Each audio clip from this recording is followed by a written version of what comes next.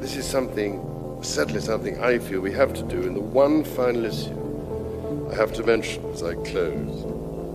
Perhaps a few facts and figures might demonstrate why. When I was born in 1948, a city like Lagos in Nigeria had a population of just 300,000.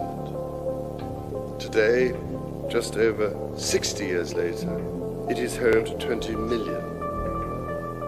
35,000 people live in every square mile of the city, and its population increases by another 600,000 every year.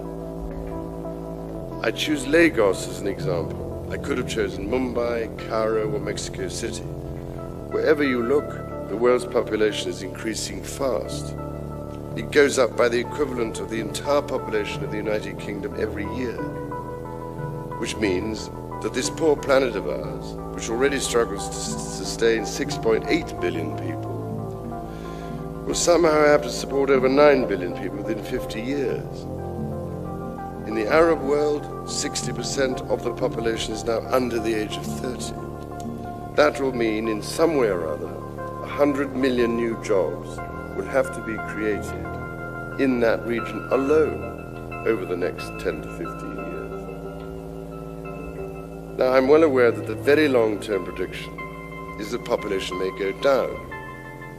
150 years from now, the trends suggest there may be as few as 4 billion people, maybe even just 2 billion. But there is no getting away from the fact that in the short term, in the next 50 years, we face monumental problems as the figures rocket.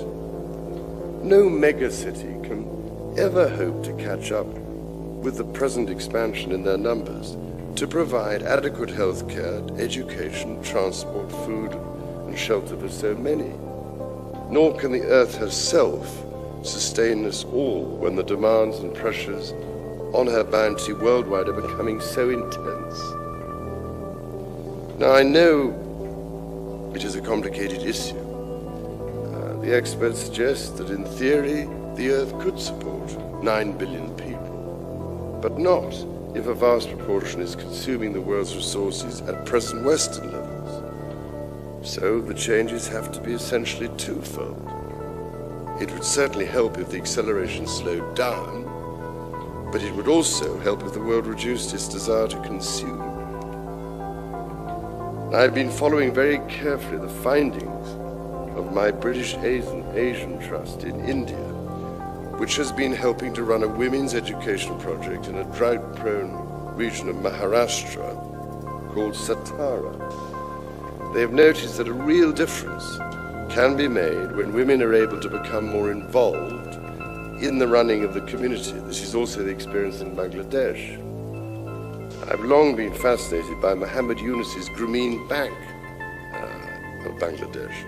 It operates microcredit schemes that offer loans to the poorest communities through a bank which is now 90% owned by the rural poor.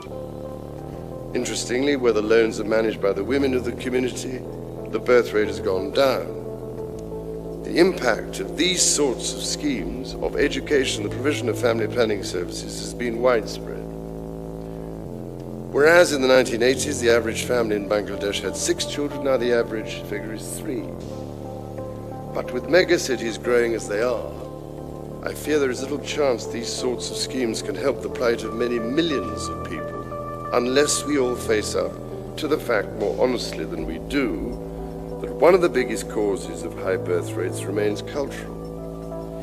It raises some very difficult moral questions, I know, but do we not, each one of us, carry the same responsibility towards the earth? It is surely time to ask if we can come to a view that balance is the traditional attitude of the sacred nature of life, on the one hand, with, on the other, those teachings within each of the sacred traditions that urge humankind to keep within the limits of nature's benevolence.